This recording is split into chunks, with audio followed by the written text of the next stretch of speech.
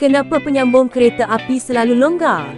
Kereta api, tahukah anda, kalau anda perasan, setiap gerabak kereta api disambung dengan penyambung yang nampak longgar. Bila bergerak pun, bunyi klak-klak-klak tu datang daripada sambungan yang bergoyang. Tapi, kenapa tak buat sambungan tu ketat je? Bukankah itu lebih selamat? Kamera filem. Sebenarnya, penyambung kereta api sengaja direka longgar. Bukan sebab kecuaian, tapi sebab fizik. Bila kereta api yang panjang mula bergerak, setiap gerabak tak boleh bergerak serentak. Kalau semua sambungan ketat, tekanan dari enjin akan terus ditolak ke belakang serentak dan boleh merosakkan sambungan atau mematahkan gerabak. Kamera filem. Dengan adanya sedikit ruang longgar, setiap gerabak boleh bergerak satu demi satu, bukan sekaligus.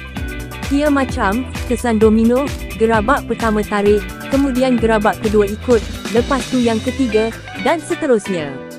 Longgar ini juga beri ruang untuk serapan hentakan bila kereta api berhenti atau melalui selekoh tajam. Tanpa longgar itu, setiap hentakan akan dirasai terus ke semua gerabak dan boleh menyebabkan kemalangan. Kamera filem. Sesetengah kereta api moden memang ada penyambung automatik yang lebih ketat dan selamat, tapi masih ada ruang kecil untuk anjakan. Dan bunyi klak-klak yang kita dengar tu, sebenarnya tanda sistem tu berfungsi seperti sepatutnya. Jadi, lain kali bila dengar bunyi sambungan kereta api bergegar, ingat, itu bukan rosak. Itu cara kejuruteraan memastikan perjalanan panjang tetap lancar dan selamat.